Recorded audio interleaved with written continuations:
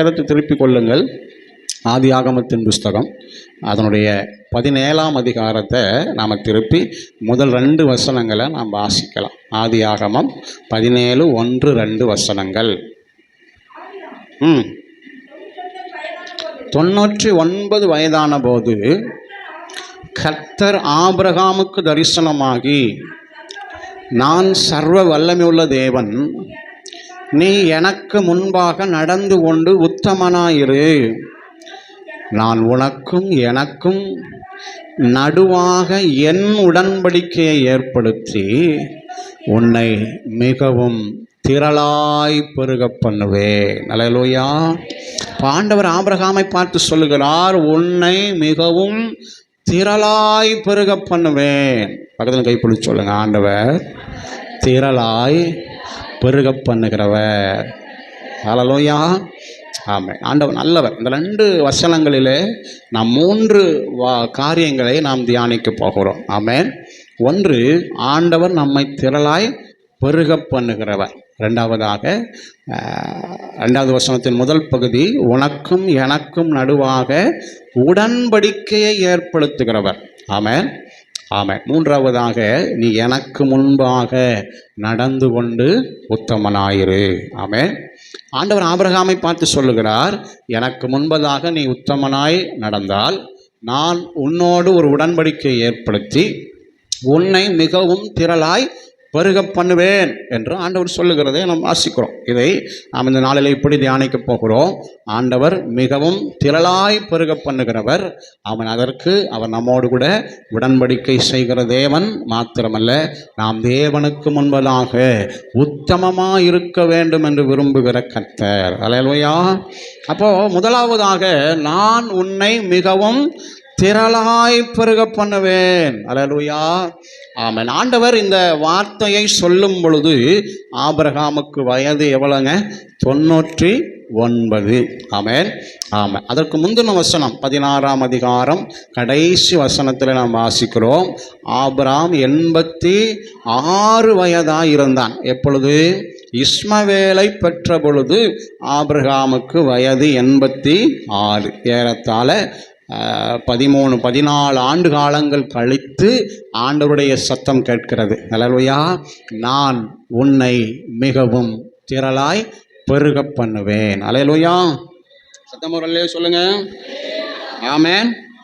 ஆமென். எதற்காக ஆண்டவர் 14 ஆண்டுகள் கழித்து கிட்டத்தட்ட இஸ்மவேலுக்கு 13 வயதும் ஆபிரகாமுக்கு 99 வயதும் ஆன பொழுது ஆபிரகாமை பார்த்து உன்னை நான் மிகவும் திரளாய் பெருக பண்ணுவேன் என்று சொல்ல காரணம் என்ன என்றால், ஆபிரகாமின் குறுகிய எண்ணத்தை மாற்ற ஆண்டவர் அந்த வார்த்தையை சொன்னார். அல்லேலூயா. உன்னை மிகவும் திரளாய் பெருக பண்ணுவேன் என்று சொல்ல காரணம், ஆபிரகாமுடைய குறுகிய எண்ணம். ஒரு சின்ன வட்டத்துக்குள்ள, ஒரு சின்ன குறுகிய எண்ணத்துக்குள்ளே இருந்த ஆபிரகாமை அவன் அதிலிருந்து மாற்றி விடுதலையாக்கி தேவ திட்டத்திற்கும் தேவன் வச்சிருக்கிற பெரிய திட்டத்திற்கு எண்ணமுடையவனாய் மாற்ற ஒப்பு கொடுக்க கர்த்தர் என்ன செய்தார்? இந்த வார்த்தை அவனை பார்த்து சொல்கிறார், உன்னை மிகவும் திரளாய் பெருக பண்ணுவேன். சரி, ஆபிரகாமிடத்தில் இருந்த குறுகிய எண்ணம் என்ன என்று நாம் வேதத்தில் நாம் வாசிக்கும் பொழுது 17வது 18வது வசனங்களை நாம் வாசிக்கலாம். அப்பொழுது ஆபிரகாம் முகம் குப்புற விழுந்து நகைத்து, 100 வயதானவனுக்கு பிள்ளை பிறக்குமோ? 90 வயதான சாரால் பிள்ளை பெறுவாளோ என்று தன் இருதயத்திலே சொல்லிக்கொண்டு, இஸ்மவேல் உமக்கு முன்பாக பிழைப்பானாக என்று ஆபிரகாம் தேவனிடத்திலே விண்ணப்பம் பண்ணினான். அல்லேலூயா. அநேக ஆண்டுகளுக்கு முன்பதாக எலெயேசர் உமக்கு முன்பதாக பிழைப்பானாக என்று விண்ணப்பம் பண்ணின பொழுது ஆபிரகாம் அவனை வெளியே அழைத்து கொண்டு வந்து வானத்து நட்சத்திரங்களை காட்டி, இதுபோல உன் சந்ததியை பெருக பண்ணுவேன் என்று சொன்ன பொழுது ஆபிரகாம் அதை விசுவாசித்தான். அது அவனுக்கு நீதியாக எண்ணப்பட்டது. அப்படிப்பட்ட ஒரு விஸ்தாரமான ஒரு பிராட் மைண்டில் இருந்த அந்த ஆபிரகாம் இப்போ எப்படி வந்துட்டார்னா, ஒரு குறுகிய எண்ணத்துக்குள்ளே, ஒரு குறுகிய வட்டத்திற்குள்ளே அவர் தன்னை நிலைநிறுத்தி கொண்டார். அல்லேலூயா. தனக்கென்று இருக்கிற அந்த இஸ்மவேலை கர்த்தர் ஆசீர்வதிக்க வேண்டும். இந்த இஸ்மவேலிலிருந்து தான் என் சந்ததி என்கிற ஒரு சின்ன வட்டத்துக்குள்ள அவர் இருந்த அவரை ஒரு பெரிய வட்டத்திற்குள்ள கொண்டு வர ஆண்டவர் அவனை பார்த்து சொல்லுகிறார், உன்னை மிகவும் திரளாய் என்ன செய்வேன், பெருக பண்ணுவேன். அல்லேலூயா. அவன் முகங்குப்புற விழுந்து நகைத்து என்ன சொல்லுகிறான், எனக்கு எத்தனை வயசுங்க, 100 வயது. சாராளுக்கு 90 வயது. ஆனால் அது உண்மை அல்ல. அல்லேலூயா. அவனுக்கு வயது 99, சாராளுக்கு வயது 89.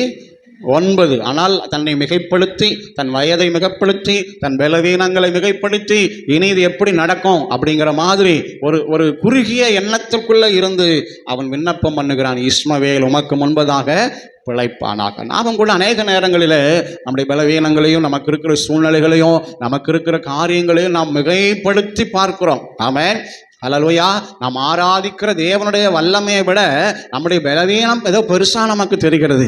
நாம் ஆராதிக்கிற ஆமென் சர்வ வல்லமையுள்ள தேவனுடைய கிருபையை விட நம்முடைய சூழ்நிலை ஏதோ நாம் ஜெயிக்க முடியாதது போல நமக்கு பெருசாக தெரிகிறது. அல்லேலூயா.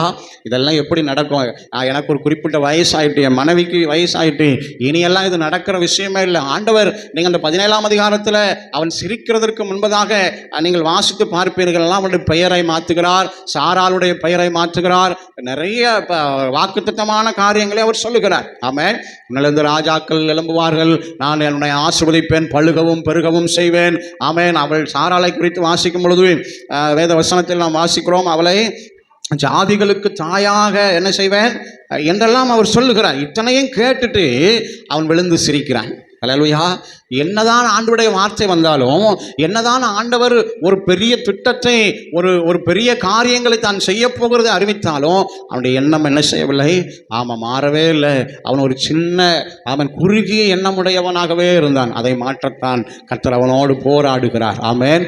உன்னை மிகவும் திரளாய் பெருக பண்ணுவேன். இந்த பகல் வேளையில் தேவ பிரசன்னத்தில் வந்திருக்கிற நம்முடைய எண்ணங்களும் விஸ்தாரமாவதாக, நம்முடைய சிந்தைகளும் ஆமென் தேவ திட்டத்தோடு இணைந்து பயணிக்க நாம் விட்டு கொடுப்போமாக. அல்லேலூயா.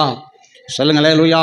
ஆமாம். நம்முடைய பலவீனத்தை குறித்தோ, நம்முடைய வயதை குறித்தோ, நம்முடைய தோற்றங்களை குறித்தோ, நம்முடைய பின்னணியை குறித்தோ, நாம் வாழ்கிற சூழ்நிலைகளை குறித்தோ அவைகளையே மிகைப்படுத்தி தேவனுடைய வல்லமையை, தேவனுடைய வாக்குத்தத்தங்களை மட்டுப்படுத்தி எண்ணுகிறவர்களாய் வாழுகிறவர்களாய் நாம் இராமல், அல்லேலூயா.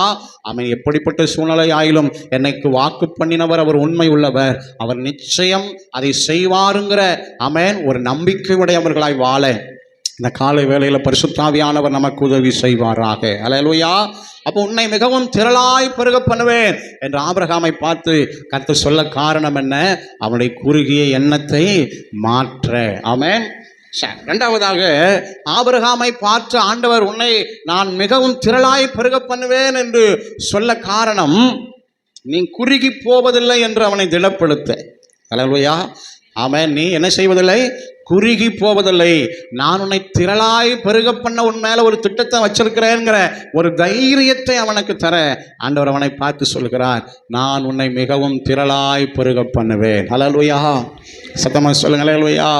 இன்றைக்கு கர்த்தராகிய இயேசு கிறிஸ்துவ நிமித்தம் தேவனுடைய சந்ததியாய், ஆபிரகாமின் சந்ததியாய் வந்திருக்கிற நம்மை பார்த்தும் ஆண்டவர் சொல்லுகிறார், உன்னை திரளாய் பெருக பண்ணுவேன். ஆமென். எப்படி நாம் அதை புரிந்து கொள்ள முடியும் என்றால், வேதத்தை திருப்பிக் கொள்ளுங்கள். கலாத்தியருக்கு எழுதின நிருபத்தில் வேதம் நம்மை குறித்து இப்படி அடிக்கோடிட்டு காட்டுகிறது, படம் பிடித்து காட்டுகிறது. எப்படி? கலாத்தியர் 3ஆம் அதிகாரம் கடைசி வசனம் நினைக்கிறேன், வாசிங்க பார்ப்போம்.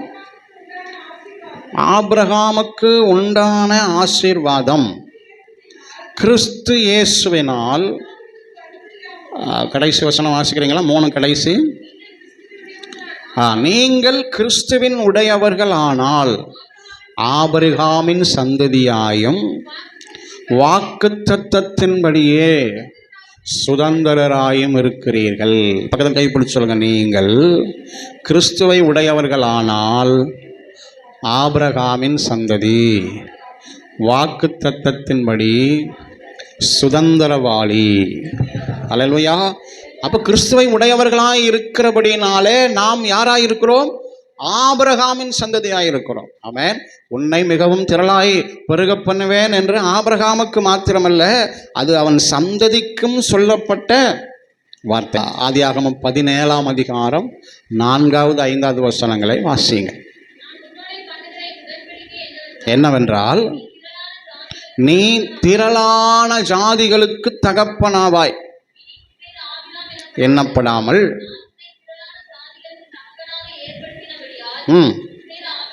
ஆபிரகாம் என்னப்படும். அடுத்து தொடர்ந்து வாசிங்க. அதிகமாய் பழுக பண்ணி ஜாதிகளை உண்டாக்குவேன், ராஜாக்கள் தோன்றுவார்கள். ஆமென். ம் ம் ம் ஏற்படுத்து. 14வது வசனம் பாருங்க.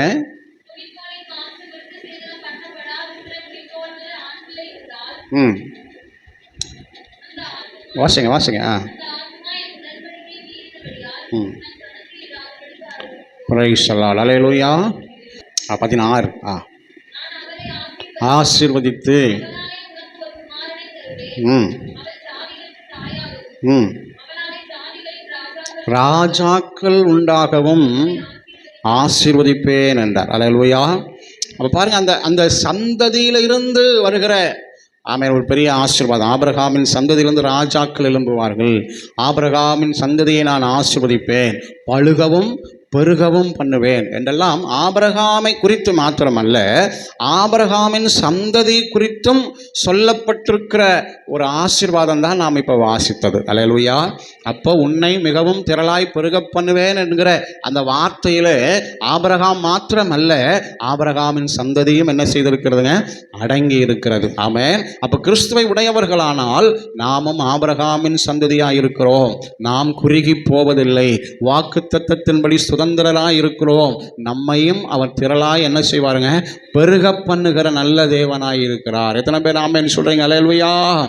ஆமென். ஆண்டவர் நல்லவர். இந்த பகல் வேளையில் தேவ பிரசன்னத்தில் வந்திருக்கிற நம்மை ஆண்டவர் நிச்சயமாய் அவர் பெருக பண்ண அவர் வல்லமை உள்ள தேவனாய் இருக்கிறார். ஆமென். உன்னை மிகவும் திரளாய் பெருக பண்ணுவேன். Praise the Lord. அல்லேலூயா. ஆமென். ஆண்டவர் நம்மை திரளாய் பெருக பண்ணுவாராக. ஆமென். நம்மிலிருந்து ராஜாக்கள் எழும்ப, நம்மிலிருந்து ஆளுகை செய்கிறவர்கள் எழும்ப கர்த்தர் நம்முடைய சந்ததியை ஆசீர்வதிப்பாராக. ஆமென் சொல்ல மாட்டீங்களா? அல்லேலூயா. இன்றைக்கு சாதாரணமாய் ஒரு கிராமத்தில் ஒரு ஓரத்தில் இருக்கிற நம்முடைய சந்ததியிலிருந்து ஆளுகை செய்கிறவர்களை கர்த்தர் எழுப்புவாராக. இயற்கை சூழ்நிலைகளை, அந்தகார வல்லமைகளை ஆளுகை செய்கிற ஊழியர்களை கர்த்தர் எழுப்புவாராக. அல்லேலூயா. தேசங்களை ஆளுகை செய்கிற அதிபதிகளை கர்த்தர் எழுப்புவாராக. உன்னை மிகவும் திரளாய் பெருக பண்ணுவேன். கர்த்தர் நல்லவர். நாம் விசுவாசிப்போம். தேவனுடைய பார்வையில் நீதியாக எண்ணப்படும். அல்லேலூயா. ஆண்டவர் நல்லவர். நீ குறுகி போவதில்லை என்பதை அவனை திடப்படுத்த, தைரியப்படுத்த ஆண்டவர் அந்த வார்த்தைகளை அவனுக்கு என்ன செஞ்சாருங்க? சொன்னார். அல்லேலூயா. இரண்டாவதாக ஆண்டவர் சொல்லுகிற, உன்னோடு கூட என் உடன்படிக்கையை ஏற்படுத்துவேன். ஆபிரகாமோடு ஒரு உடன்படிக்கையை ஏற்படுத்தினார். நல்ல கவனிங்க. திரளாய் பெருக பண்ணுவேன் என்று சொன்ன கர்த்தர், எனக்கும் உனக்கும் நடுவாக என் உடன்படிக்கையை ஏற்படு. என்ன உடன்படிக்கை அப்படின்னு சொல்லி நீங்கள் வாசித்து பார்த்தீங்கன்னா, விருத்த சேதனம் என்கிற ஒரு உடன்படிக்கையை ஏற்படுத்தினார். அல்லேலூயா. நீங்கள் அந்த அதிகாரத்தினுடைய 17ஆம் அதிகாரத்தினுடைய கடைசி 4 வசனங்களை நாம் வாசிக்கலாம். கடைசி 4 வசனங்களை வாசிங்க. பண்ணப்படும்போது 99 வயதாக இருந்தான்.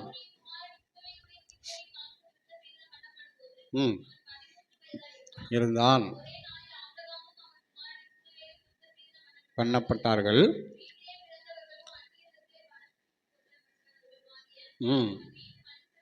எல்லாரும் அவனோடு கூட என்ன செய்யப்பட்டார்கள்? விருத்த சேதனப்பட்டார். அப்போ பாருங்க, 99 வயதிலிருந்து அந்த நாட்களில் பிறந்து 8 நாள் ஆன குழந்தை வரைக்கும், அல்லேலூயா, எல்லாருக்கும் என்னதுங்க? விருத்த சேதனம் பண்ணப்பட்டது. அல்லேலூயா. அப்போ ஆண்டவர் நம்மை குறுகி போகாதபடி ஒரு திரளான பெருக்கத்திற்கும் ஒரு குறுகிய எண்ணத்திலிருந்து நம்மை விஸ்தாரமான தேவ திட்டத்திற்கும் நம்மை கொண்டு வர வேண்டுமேயானால் நாம் தேவனோடு கூட ஒரு உடன்படிக்கை செய்ய வேண்டும். அல்லேலூயா. என்ன உடன்படிக்கை? ஆண்டவர் நல்லவர். அல்லேலூயா. ஆபிரகாமுடைய நுனைத்தோல் மாம்சம் விருத்த சேதனம் பண்ணப்பட்டது. அல்லேலூயா. அப்போ நமக்கும் ஒரு விருத்த சேதனம் என்னதுங்க அவசியம். ஆமென். அல்லேலூயா. பக்கத்தில் கைப்பிடிச்சு சொல்லுங்க, நம்ம வாழ்க்கையிலும் விருத்த சேதனம் அவசியம். அல்லேலூயா. ஆனால் நம்முடைய பிதாக்களுக்கு சொல்லப்பட்ட அந்த விருத்த சேதனம் அல்ல. புதிய ஏற்பாட்டில் விருத்த சேதனத்தை குறித்து நாம் எப்படிப்பட்ட விருத்த சேதனம் உடையவர்களாக இருக்க வேண்டும் என்று ஆண்டவர் ஒரு சில வசனங்களிலே சொல்லி வைத்திருக்கிறார். ஆமென். அப்போ நமக்கு எந்த மாதிரியான விருத்த சேதனம் அவசியம், அல்லது நம்முடைய வாழ்க்கையில் விருத்த சேதனம்னா என்ன, எப்படி இருக்கணும்னு ஆண்டவர் விரும்புகிறார் என்பதை ஒரு 3 வசனங்கள் வாயிலாக நாம் தியானிக்க தேவன் நமக்கு உதவி செய்வாராக. அல்லேலூயா. ஆண்டவர் ரோமர் 2ஆம் அதிகாரம் 28, 29 வசனங்களை வாசியுங்கள். ஆதலால் புறம்பாக யூதனானவன் யூதன் அல்ல, மாம்சத்தில் செய்யப்படுகிற விருத்த சேதனமும் விருத்த சேதனம் அல்ல. உள்ளத்தில் யூதனானவனே யூதன், எழுத்தின்படி உண்டாகாமல் ஆவியின்படி இருதயத்தில் உண்டாகும் விருத்த சேதனமே விருத்த சேதனம். சொல்லுங்க, ஆவியின்படி. சத்தமா சொல்லுங்க, ஆவியின்படி இருதயத்தில் உண்டாகிற, சத்தமா சொல்லுங்க, இருதயத்தில் உண்டாகிற விருத்த சேதனம். அல்லேலூயா. இப்போ பாருங்க, இந்த புதிய ஏற்பாட்டு கால நாட்களில் எழுத்தின்படி அல்ல, ஆவியின்படி இருதயத்தில் ஒரு விருத்த சேதனம் உண்டாக வேண்டும் என்று ஆண்டவர் விரும்புகிறார். அல்லேலூயா. இருதயத்திற்கும் ஆசீர்வாதத்திற்கும் சம்பந்தம் உண்டு. அல்லேலூயா. நம்முடைய ஆசீர்வாதத்திற்கும் நம்முடைய இருதயத்திற்கும் என்ன உண்டுங்க? பெரிய சம்பந்தம் என்னதுங்க உண்டு. அல்லேலூயா. ஆமே. ஆண்டவர் தாவீதை குறித்து சொல்லும் பொழுது அவன் என் இருதயத்திற்கு ஏற்றவன் என்று சொல்லுகிறார். மாத்திரமல்ல, மனுஷன் முகத்தை பார்க்கிறான், கர்த்தரோ இருதயத்தை பார்க்கிறார். எந்த இடத்துல, எந்த சூழ்நிலையில் சொல்லப்பட்ட வார்த்தை? தாவீதை அபிஷேகம் பண்ணுவதற்கு முன்பதாக, தாவீதை ராஜா என்கிற ஆசீர்வாதத்தில் கொண்டு வருகிறதற்கு முன்பதாக கர்த்தர் சரீர வளர்ச்சி அல்ல, இருதயத்தை பார்க்கிறார். ஆமென். அல்லேலூயா. தாவீதுக்கும் ராஜாவுக்கும் அவனுடைய சரீரத்துக்கும் சம்பந்தமே இல்லை. ஆமென். அவன் இளைஞன், அவன் சின்ன பையன். ஆனாலும் அவனுடைய இருதயம் ஆண்டவருக்கு பிரியமாக இருந்தபடினால அவனை ராஜாவாக என்ன செய்கிறாருங்க? அபிஷேகம் பண்ணுகிறார். ஆமென். அப்போ இருதயத்திற்கும் ஆசீர்வாதத்திற்கும் என்ன இருக்குதுங்க? சம்பந்தம் இருக்கிறது. ஆமென். ஆமாம். மனிதன் முகத்தை பார்த்து ஒரு வேளை ஆசீர்வதிக்கலாம், ஆனால் கர்த்தர் நம்முடைய இருதயத்தை பார்த்து என்ன செய்கிறாருங்க? ஆசீர்வதிக்கிற நல்ல தேவனாக இருக்கிறார். அல்லேலூயா. அப்போ இந்த இருதயம் விருத்த சேதனம் பண்ணப்பட வேண்டும் என்று புதிய ஏற்பாட்டில் இருக்கிற நமக்கு ஆண்டவர் என்ன செய்கிறாருங்க? விருப்பமுள்ள ஆண்டவராக இருக்கிறார். ஒரு உடன்படிக்கை பண்ண விரும்புகிற ஆண்டவராக இருக்கிறார். நம்மை திரளாய் பெருக பண்ணுவதற்கு முன்பதாக நம்முடைய இருதயம் விருத்த சேதனம் பண்ணப்பட வேண்டும் என்பதை அவர் விரும்புகிற ஆண்டவர். அல்லேலூயா. அல்லேலூயா. ஆமாம். இந்த இருதயத்தில் 2 காரியம் நடக்கணும் பாருங்க. ஒன்று, நீக்கப்பட வேண்டியவைகள் நீக்கப்பட வேண்டும். ஆமென். ஆபிரகாமுடைய நுனித்தோல் மாம்சம் வெட்டி நீக்கப்பட்டது போல நம்முடைய இருதயத்தில் இருந்து நீக்கப்பட வேண்டிய காரியங்கள் என்ன செய்யப்பட வேண்டுங்க? நீக்கப்பட வேண்டும். ஆமென். இன்னும் நம்முடைய இருதயத்தில் புதிதாக்கப்பட வேண்டிய, இருதயத்தில் உள்ள வர வேண்டிய, வைக்கப்பட வேண்டிய காரியங்களும் வைக்கப்பட வேண்டும். இந்த 2ம் நடந்தாதான் அந்த இருதயம் விருத்த சேதனம் அடைந்த இருதயம். அல்லேலூயா. ஆமென். ஆமாம். என்னெல்லாம் நடக்கணுங்க? ஒன்று, புறம்பாக்கப்பட வேண்டிய, நீக்கப்பட வேண்டியவைகள் என்ன செய்யப்பட வேண்டும்? நீக்கப்பட வேண்டும். இன்னொன்று, உள்ள வர வேண்டியது என்ன செய்யணுங்க? உள்ள வரணும். அல்லேலூயா. வசனங்களின் அடிப்படையில் நாம் தியானிப்போம். எரேமியாவின் புத்தகம் 17ஆம் அதிகாரம் 9, 10 வசனங்களை வாசிங்க. எரேமியா 17, 9, 10 வசனங்கள் வாசிங்க. எல்லாவற்றை பார்க்கலும் திருக்குள்ளதும் மகா கேடுள்ளதுமாயிருக்கிறது, இதை அறியத்தக்கவன் யார்? கர்த்தராகிய நானே ஒவ்வொருவனுக்கும் அவன் அவன் வழிகளுக்கும் செய்கைகளின் பலன்களுக்கும் தக்கதை கொடுக்கும்படி இருதயத்தை ஆராய்கிறவரும் உள்ளந்திரியங்களை சோதித்தறிகிறவருமாயிருக்கிறேன். அல்லேலூயா. அப்ப நம்முடைய ஆண்டவர் இருதயத்தை ஆராய்கிறவர். நம்முடைய வழிகளுக்கு தக்க பலனை நமக்கு தரும்படி ஆண்டவர் எதை பார்க்கிறாருங்க? நம்முடைய இருதயத்தை. அங்க இன்னொரு வார்த்தை எழுதப்பட்டிருக்கிறது, உள்ளந்திரியங்களை. உள்ளந்திரியம்னா என்னதுங்க? உள்ளந்திரியங்கள், உள்ளத்துல இருக்கிற எண்ணங்கள். ஆமென். அல்லேலூயா. உள்ளத்தில் இருக்கிற சிந்தைகள். அல்லேலூயா. சொல்லுங்க. ஆமென். ஆமாம், திரியாவரக்காரன் அப்படியெல்லாம் சொல்கிறேன் இல்லைங்களா. திரியம் அப்படின்னா எண்ணங்கள். ஆமேன். அது விகற்பமான எண்ணங்கள். ஆமேன். எல்லாவற்றையும் கர்த்தர் அறிந்திருக்கிறார். அல்லேலூயா. அந்த உள்ளந்திரியங்களை எல்லாம் என்ன செய்றாங்களா, டெஸ்ட் பண்ணி சோதித்து அறிந்து ஆசீர்வதிக்கிற நல்ல தேவன். அல்லேலூயா. அதனால நம்முடைய இருதயத்தில் நீக்கப்பட வேண்டியவைகள் எல்லாம் அது நீக்கப்பட்ட நாம் விட்டு கொடுக்கும் பொழுது அதை ஆராய்ந்து பார்த்து நம்மை ஆசீர்வதிப்பார். அல்லேலூயா. சரி, என்னெல்லாம் நீக்கப்படணும்? மத்தேயு எழுதின சுவிசேஷம் 15ஆம் அதிகாரத்தை திருப்பிக் கொள்ளுங்கள். மத்தேயு 15 14 19 வரைக்கும் இயேசு சொல்லும் பொழுது இப்படி சொல்லுகிறார். மத்தேயு 15ஆம் அதிகாரம் 16 19 வரைக்கும் வாசிக்கலாம். அதற்கு இயேசு, இருக்கிறீர்களா? வாய்க்குள்ள போகிறதெல்லாம் வயிற்றில் சென்று ஆசன வழியாய் கழிந்து போகும். வாயிலிருந்து புறப்படுகிறவைகளே இருதயத்திலிருந்து புறப்பட்டு வரும், அவைகளே மனுஷனை தீட்டுப்படுத்தும். அல்லேலூயா. அப்போ பாருங்கள், நம்முடைய இருதயத்திலிருந்து வெளியே வரக்கூடிய, அங்கிருந்து புறப்படக்கூடிய அப்படின்னா அங்கே ஏற்கனவே அதெல்லாம் என்ன செய்யுதுங்க, இருக்கிறது. ஆமென். அதுதான் என்ன செய்யலாம், மனுஷனை தீட்டுப்படுத்துமா. என்னெல்லாம் வாசிங்க. எப்படி எனில், இருதயத்திலிருந்து பொல்லாத சிந்தனை, வாசிங்க, கொலை, பாதகம், விபச்சாரம், வேசித்தனம், களவுகள், பொய் சாட்சிகள், தூஷணங்களும் என்ன செய்யுங்களா, புறப்பட்டு வருமா. மொத்தம் எத்தனைங்க? 7 காரியம் நினைக்கிறேன், அப்படிதானா? ஆமாம். வாசிங்க தடவை. பொல்லாத சிந்தனை, கொலை, பாதகம், விபச்சாரம், வேசித்தனம், களவு, பொய் சாட்சி, தூஷணம், மற்ற 7 காரியங்கள் என்ன செய்யலாம், இருதயத்திலிருந்து புறப்பட்டு வருமா. இந்த 7ஐயும் அந்த இருதயத்தை விட்டு நீக்கி நாம் விருத்த சேதனம் பண்ணப்பட வேண்டியதுதான் அவசியமாக இருக்கிறது. அல்லேலூயா. பொல்லாத சிந்தனைகள். என்ன சிந்தனைங்களா? ஆமாம், நல்ல சிந்தனையே கிடையாது. வர்ற சிந்தனையெல்லாம் என்ன சிந்தனைங்க? பொல்லாத சிந்தனை, வேண்டாத சிந்தனை. அல்லேலூயா. கர்த்தருக்கு பிரியமில்லாத சிந்தனைகள். இந்த இந்த இந்த சிந்தனைகளை எல்லாம் நம்ம விட்டு என்ன செய்ய வேணுங்க, நீக்க வேண்டும். தாவீது சொல்லுகிறான், வீண் சிந்தனைகளை நான் வெறுத்து உம்முடைய வேதத்தில் பிரியமாயிருக்கிறேன். அல்லேலூயா. அல்லேலூயா. அப்போ பாருங்க, நம்ம அந்த பொல்லாத சிந்தனைகளை, வீண் சிந்தனைகளை நம்ம வெறுக்கணும். அதை நம்ம விட்டு விலக்கி ஒரு விருத்த சேதனத்திற்கு நாம் நம்மை விட்டு கொடுத்து வேதத்தில் பிரியமுள்ளவர்களாய் நாம் வாழ வேண்டும். அல்லேலூயா. 2வதுங்க, கொலை, பாதகம். ஆமென். கொலை, பாதகம். Price the Lord. ஆமாம். சகோதரனை பகைக்கிறவன் மனுஷ கொலை பாதகன் என்று புதிய ஏற்பாட்டில் நாம் வாசிக்கிறோம். அல்லேலூயா. இப்போ பாருங்க, பகையுள்ள ஒரு இருதயம். என்ன இருதயங்க? பகையுள்ள ஒரு இருதயம். அது பகை எங்கிருந்து தான் வருதுங்க? இருதயத்திலிருந்து தான் புறப்பட்டு வருது. Price the Lord. சொல்லுங்க. அல்லேலூயா. அது வரைக்கும் நல்லா சிரிச்சு பேசி சந்தோஷமா இருக்கிற ஆளு ஒரு குறிப்பிட்ட ஆளை பார்த்த உடனே முகம் என்ன செய்யுதுங்க, அப்படியே மாறுது. சந்தோஷமெல்லாம் என்ன செய்யுதுங்க, காணாம போகுது. முகமெல்லாம் அப்படி இறுகி ஒரு மாதிரி என்ன ஆயிருதுங்க. ஆமாம், உருன்னு இந்த ஸ்டான்லி அண்ணன் சொன்ன மாதிரி மூக்கு 3.5 கிலோக்கு என்ன செஞ்சிருதுங்க, வீங்கிருது. என்ன காரணம்? இருதயத்தில் பகை. ஆளை பார்த்த உடனே அது வெளியே வந்துடுது. அல்லேலூயா. அல்லேலூயா. மகா சபையில் என்ன செய்யப்படுமா, வெளிப்படுத்தப்பட்டுருமா. பகையை மறைச்சு வைக்கவே முடியாது. அது சபையில் என்ன செஞ்சிருங்க, வெளிப்பட்டுரும். மோஞ்சி படக்குன்னு என்ன செஞ்சிருங்க, கழுத்து வெடுக்குன்னு திரும்பிடும். அல்லேலூயா. சத்தமாக சொல்லுங்க. அல்லேலூயா. நட வேகமாயிரும். அந்த ஆள் பக்கம் போகாது, வேற பக்கம் போகும். ஆமென். இதெல்லாம் நம்முடைய இருதயத்தில் இருக்கிற பகையை வெளிப்படுத்தும். கொலை, பாதகம். அல்லேலூயா. இது எங்கிருந்தா வருதுங்க? இருதயத்திலிருந்து வருது.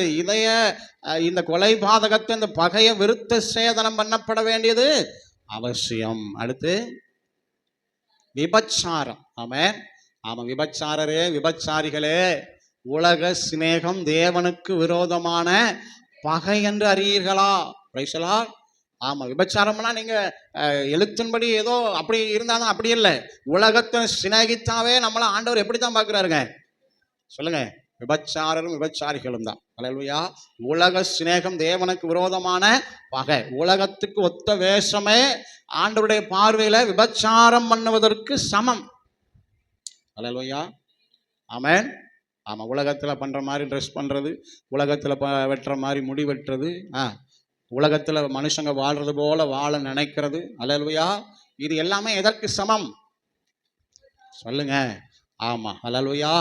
அதனால நம்முடைய நம்முடைய அலங்காரங்களிலிருந்து, நம்முடைய ஆடைகளிலிருந்து நாம் தேவனை வெளிப்படுத்த வேண்டும். உலகத்தை வெளிப்படுத்துகிறவங்களா இருந்துடக்கூடாது. ஹல்லேலூயா. ஆமென். ஆமாம், ரொம்ப ஜாக்கிரதையாய் ஒரு தேவ பிள்ளை இருக்க வேண்டும். Price the Lord. உங்களுடைய பேச்சு, உங்களுடைய நடை, உங்களுடைய உடை, உங்களுடைய பாவனை எல்லாமே நீங்கள் தேவனுக்கேற்றதா இருக்க வேண்டும். உலகம் உள்ள வந்துட்டுனாவே ஆமாம், ஆண்டுடைய பார்வையில விபச்சாரர்களே. வாசிக்கலாங்களா அந்த வசனத்தை? யாக்கோபு 4ஆம் அதிகாரம், யாக்கோபு 4ஆம் அதிகாரம் 4-5 வாசிங்க. வாசிக்காத ஒருத்தர் சத்தமா வாசிங்க பார்ப்போம். விபச்சாரரே, விபச்சாரிகளே, உலக சிநேகம் தேவனுக்கு விரோதமான பகை என்று அறியீர்களா? ஆகையால் உலகத்திற்கு சிநேகிதனாய் இருக்க தேவனுக்கு பகைஞனாய் இருக்கிறான். ஹல்லேலூயா. அப்ப நாம் தேவனை சிநேகிக்கிறவர்களாய், தேவனுடைய சிநேகிதர்களாய் இருக்க வேண்டும். உலகத்தை சிநேகிக்கிறவர்களாய் இருக்கக்கூடாது. ஹல்லேலூயா. நமக்கும் பார்க்கும்போது 2 கோடு போட்டா, கோடு போட்டால் எப்படி இருக்கும்? அப்படி கெட்டாதான் இருந்த மாதிரி இருக்கும். ஹல்லேலூயா.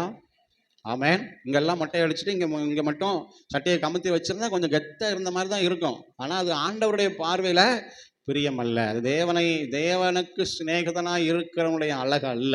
ஹல்லேலூயா. அதனால் நம்ம போடுற ட்ரெஸ்ஸிலேருந்து, நம்ம உடுத்துகிற அலங்காரத்திலிருந்து, நம்முடைய எல்லா காரியங்களும் தேவனுக்கு பிரியமாக இருக்க வேண்டும். எல்லாவற்றையும் அனுபவிக்க எனக்கு அதிகாரம் உண்டு, ஆனால் எல்லாம் எனக்கு தகுதியாயிராது. ஆமென். தகுதி ஒன்று இருக்கிறது.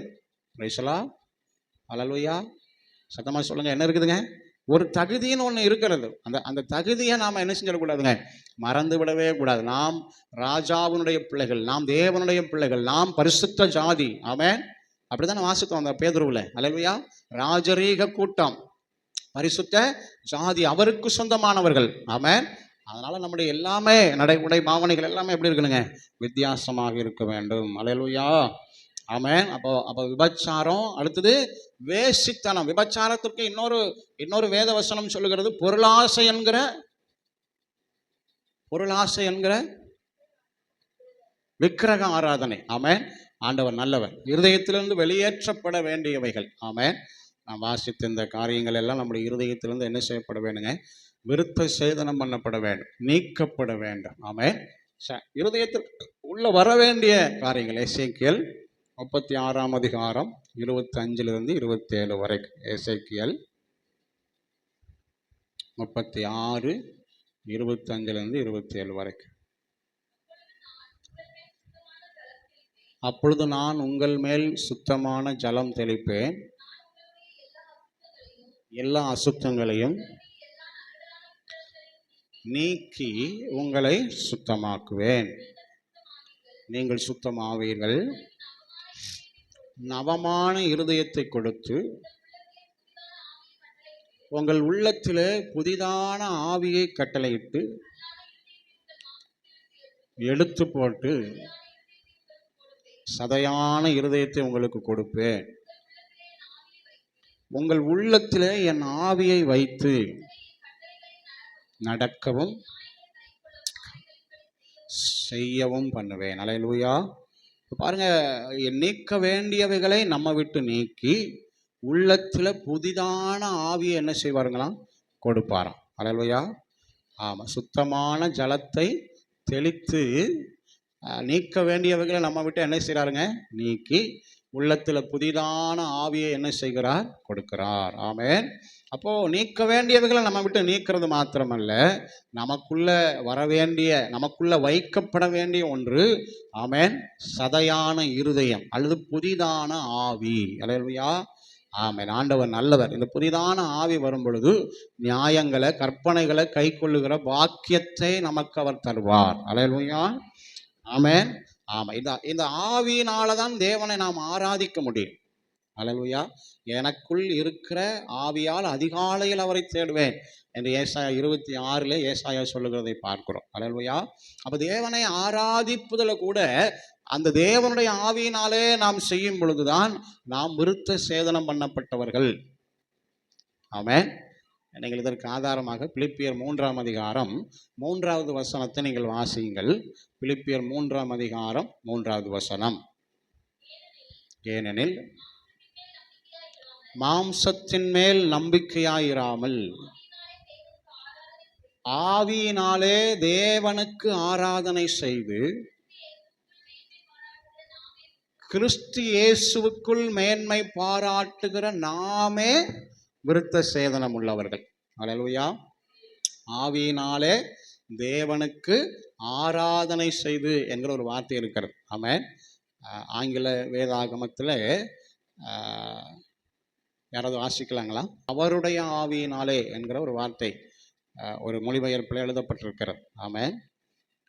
அவரை ஆராதிக்க வேண்டும், அதே சமயத்தில் அவருடைய ஆவியினாலே அவரை ஆராதிக்க வேண்டும் என்று அதில் எழுதப்பட்டிருக்கும். யாராவது எடுத்து வாசிக்க பார்ப்போம்.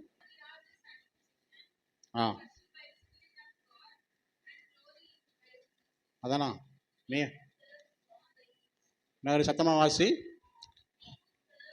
who serve God by his spirit, அவருடைய ஆவியினாலே. ஹிஸ் ஸ்பிரிட், அவருடைய ஆவி. கரெக்டாக தானே என்னுடைய மொழிபெயர்ப்பு?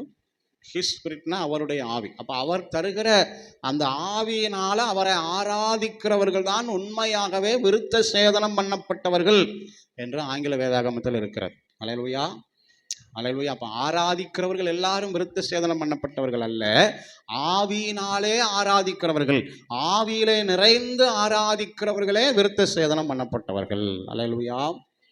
அவர்கள் தான் ஆபிரகாமின் சந்ததி, அவர்கள் தான் தேவ கிறிஸ்துவை உடையவர்கள். அல்லேலூயா.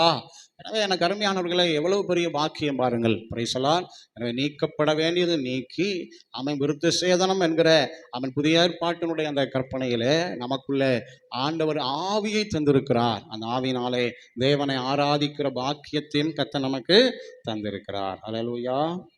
ஆண்டவர் ரொம்ப நல்லவர். Price the Lord. இரண்டாவதாக கலாத்தியர் 5ஆம் அதிகாரம் 6வது வசனம். கலாத்தியர் 5:6 வாசிங்கள்.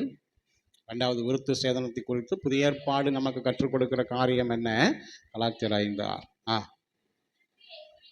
கிறிஸ்து இயேசுவினிடத்தில் விருத்த சேதனமும் இல்லாமையும் ஒன்றுக்கு உதவாது, அன்பினால் கிரியை செய்கிற விசுவாசமே உதவும். அல்லேலூயா. அப்போ புதிய ஏற்பாட்டில் விருத்த சேதனம் அப்படிங்கிறதுக்கு ஈக்குவலாக அல்லது அதை விட மேலானதாக ஆமென் ஆண்டவர் விரும்புகிற காரியம் என்னன்னா அன்பினால் கிரியை செய்கிற விசுவாசம். அல்லேலூயா. சொல்லுங்க எல்லாரும், அன்பினால்.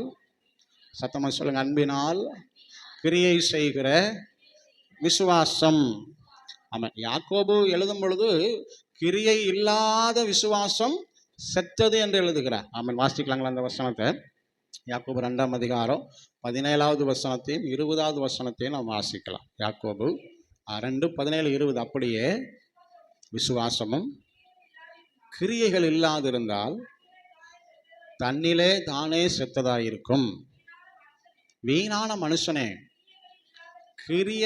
கிரியை இல்லாத விசுவாசம் அறிய வேண்டுமோ? அல்லேலூயா. அப்போ பாருங்க, கிரியை இல்லாத விசுவாசம் அது என்னதுங்களா? செத்து போனதுன்னு எழுதுகிறார். ஆனால் பவுல் இங்கே கூட ஒரு வார்த்தையை சேர்த்து அன்பினால் கிரியை செய்கிற விசுவாசம் அதுதான் உதவும் என்று எழுதுகிறார். அல்லேலூயா. அப்போ ஒரு தேவ பிள்ளையினுடைய வாழ்க்கையில ஆண்டவர் விரும்புகிற விருத்த சேதனத்திற்கு சமமான அல்லது விருத்த சேதனத்தை விட மேன்மையான ஒன்று என்னவென்றால் அன்பினால் கிரியை செய்கிற விசுவாசம் உடையவர்களாய் நாம் இருக்க வேண்டும். அல்லேலூயா. சொல்லுங்க, அல்லேலூயா. ஆமாம். 1 யோவான் 3ஆம் அதிகாரம் 15 நாம் 24 வசனங்கள் முடிய நாம் வாசிக்க போகிறோம். 1 யோவான் 3ஆம் அதிகாரத்தில் அந்த அன்பினால விசுவாசமுடையவர்கள் எப்படி கிரியை செய்ய வேண்டும் என்பதை அங்கே இன்னும் கொஞ்சம் தெளிவாக அப்போஸ்தலனாகிய யோவான் எழுதி வைத்திருக்கிறார். நாம் அதை சேர்ந்து வாசிப்போம். 1 யோவான் 3ஆம் அதிகாரம் 13 தன் சகோதரனை பகைக்கிற எவனும் மனுஷ கொலை பாதகனாக இருக்கிறான். சேர்ந்து வாசிக்கலாங்களா? மனுஷ கொலை பாதகனோ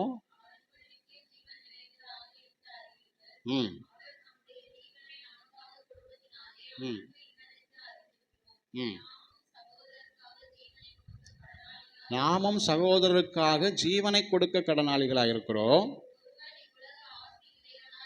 ம் ம் ம் எப்படி என் பிள்ளைகளே அல்ல அன்பு கூற கடவோம். இது நான்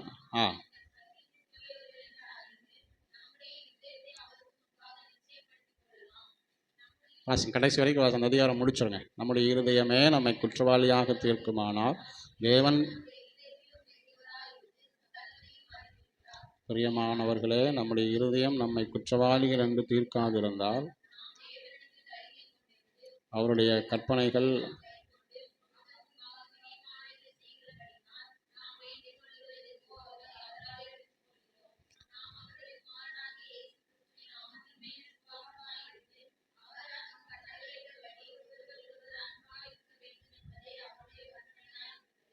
அவருடைய கட்டளைகளை கைக்கொள்ளுவன் அவரை நிலைத்திருக்கிறான்.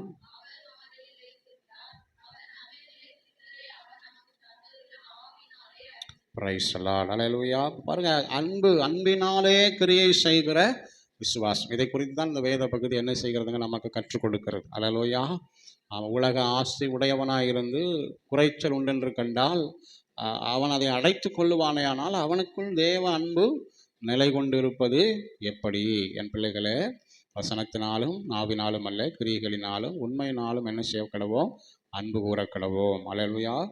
இந்த விஷயத்துல ஆதாரம் அல்லது நமக்கு சாட்சி என்னன்னா நம்முடைய மனசாட்சி தான். ஆமென். நம்முடைய மனசாட்சிக்கு தெரியும் நம்மகிட்ட இருக்கா இல்லையா, நம்மளால செய்ய முடியுமா முடியாதா அப்படிங்கிறது நம்முடைய மனசாட்சிக்கு தெரியும். இந்த மனசாட்சி நம்மளை குற்றவாளியாக தீர்க்காத ஒரு அன்பினால கிரியை செய்கிற விசுவாசத்திற்கு நாம் நம்மை ஒப்பு கொடுக்க வேண்டும். அல்லேலூயா. ஆமென். அதில் ஒரு பகுதியில் நாம் இப்படி வாசிக்கிறோம். ஆண்டவர் தந்திருக்கிற ஒரு பெரிய கற்பனை என்ன? ஒருவரில் ஒருவர் அன்பாய் இருக்க வேண்டும் என்பதே அவருடைய கற்பனையாக இருக்கிறது. அல்லேலூயா. அந்த கடைசி காலங்களில் அன்பு தனிந்து போகிற ஒரு காலத்தில் இருக்கிறோம். அல்லேலூயா. ஆமாம். எனவே நம்முடைய வாழ்க்கையில் ஆண்டவர் விரும்புகிற விருத்த சேதனம் என்னவென்றால் அன்பினால் கிரியை செய்கிற விசுவாசமுடையவர்களாய் நாம் இருப்போம். அல்லேலூயா. ஆமென். ஆண்டவர் நல்லவர். குறைவுள்ளவர்கள், தேவை உள்ளவர்களுக்கு ஆமென் நம்மிடத்தில் கர்த்தர் தந்திருக்கிறவைகளை பகிர்ந்து கொடுத்து ஆமென் வசனத்தினாலும் நாவினாலும் மாத்திரமல்ல, கிரியையினாலும் அன்பினாலும் கிரியையினாலும் உண்மையினாலும் நாம் அன்பு கூற கடவோம். அல்லேலூயா. கர்த்தர் நமக்கு அப்படிப்பட்ட கிருபைகளை தருவாராக. நம்ம அப்படி எழுந்து நிற்கலாங்களா ஆண்டவர் சமூகத்தில்? ஆண்டவர் நல்லவர். இந்த நாளிலே நான் உன்னை மிகவும் திரளாய் பெருக பண்ணுவேன் என்று சொன்ன தேவனுடைய வார்த்தையிலிருந்து நம்மை திரளாக்குகிற கர்த்தர், திரளாய் பெருக பண்ணுகிற ஆண்டவர் என்பதை நாம் தியானிக்க கர்த்தர் நமக்கு உதவி செய்திருக்கிறார். ஒன்று, திரளாய் பெருக பண்ணுவேன் என்று சொல்ல காரணம் ஒரு தேவ பிள்ளையினுடைய குறுகிய எண்ணத்தை மாற்ற, குறுகி போவதில்லை என்பதை சொல்லி திடப்படுத்த ஆண்டவர் அந்த வார்த்தைகளை சொல்லியிருக்கிறார். உன்னை மிகவும் திரளாய் பெருக பண்ணுவேன். இரண்டாவதாக, ஆண்டவர் ஒரு உடன்படிக்கை ஏற்படுத்தி பெருக பண்ணுகிற ஆண்டவர். ஆபிரகாமோடு ஒரு உடன்படிக்கை ஏற்படுத்தினார். இந்த புதிய ஏற்பாட்டு சபையில் நிற்கிற நமக்கும் ஒரு உடன்படிக்கை, நாமும் செய்ய வேண்டிய விருத்த சேதனம் என்னதென்று வேதம் நமக்கு கற்றுக் கொடுக்கிறது. அதில் 2 காரியங்கள் நாம் பார்த்துருக்கிறோம். ஒன்று, ஆண்டவர் நம்மை ஆவியின்படி இருதயத்தில் உண்டாகிற ஒரு விருத்த சேதனத்தை கர்த்தர் விரும்புகிறார். இரண்டாவதாக, அன்பினால் கிரியை செய்கிற விசுவாசம் என்கிற விருத்த சேதனத்திற்கு மேலான ஒரு காரியத்தை கர்த்தர் நம்மிடத்தில் என்ன செய்கிறாருங்க? எதிர்பார்க்கிறார். இந்த கடைசி நாட்களில் அப்படி வாழ பரிசுத்த ஆவியானவர் நமக்கு உதவி செய்வாரா. நம்ம இருக்கிற இடங்களில் கண்களை மூடி வாய்களை திறந்து கர்த்தர் ஸ்தோத்திரம் பண்ணி ஹல்லேலூயா. பரிசுத்தரே, நாங்கள் துதிக்கிறோம் துதிக்கிறோம் துதிக்கிறோம் துதிக்கிறோம். ஆண்டவரே பெரியவரே, நாங்கள் ஸ்தோத்திரிக்கிறோம். ஹல்லேலூயா. இயேசுவே உமக்கு நன்றி. விசுவாசத்தினால் நீதிமான் பிழைப்பான், விசுவாசியே பதறாதே. விசுவாசத்தினால் நீதிமான் பிழைப்பான், விசுவாசியே பதறாதே. கலங்காதே திகையாதே விசுவாசியே, கல்வாரி நாயகன். கலங்காதே திகையாதே விசுவாசியே, கல்வாரி நாயகன் கைவிடாரே. விசுவாசத்தினால் நீதிமான் பிழைப்பான், விசுவாசியே பதறாதே. விசுவாசத்தினால் நீதிமான் பிழைப்பான், விசுவாசியே பதறாதே. கலங்காதே திகையாதே விசுவாசியே, கல்வாரி நாயகன் கைவிடாரே. கலங்காதே திகையாதே விசுவாசியே, கல்வாரி நாயகன் கைவிடாரே. விசுவாசத்தினால் நீதிமான்,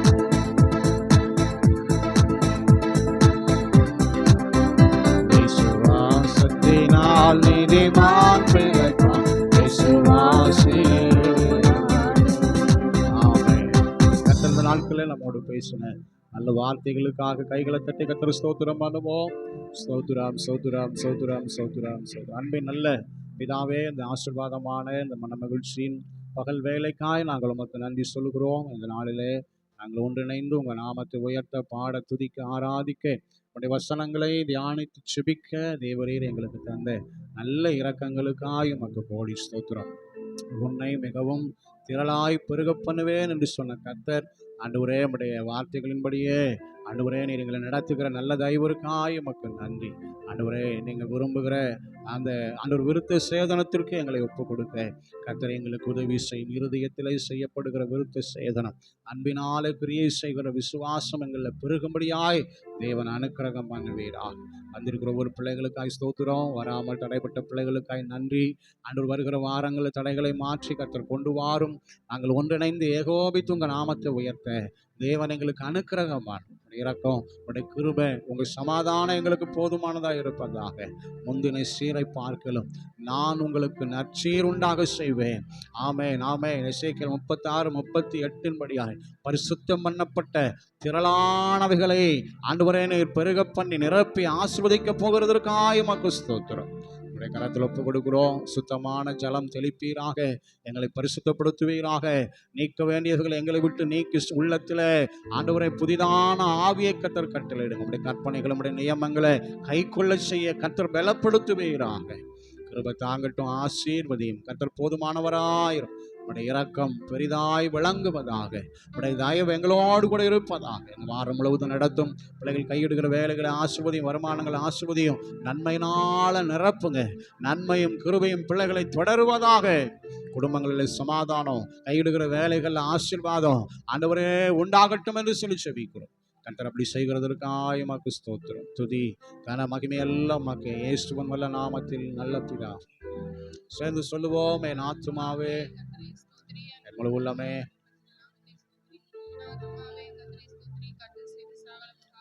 மறவாதே. ஆமென். நம்முடைய கர்த்தராகிய இயேசு கிறிஸ்துவின் கிருபையும் பிதாவாகிய தேவனுடைய அன்பும் பரிசுத்த ஆவியானுடைய ஐக்கியம், சமாதானம், சந்தோஷம் கூடி வந்திருக்க நம் யாவரோடும், பரிசுத்தவான்கள் யாவரோடும், நம் குடும்பத்தினர் அனைவரோடும் இன்றும் என்றும் சதா காலங்கள் நிலைத்திருப்பதாக. ஆமென். அல்லேலூயா அல்லேலூயா அல்லேலூயா. Praise the Lord. God bless you. கர்த்தர் உங்களை ஆசீர்வதிப்பாராக. பக்கத்தில் கரங்களை பிடிச்சு வாழ்த்துங்க. தேவன் தாமே உங்களை ஆசீர்வதிப்பாராக. ஆமென்.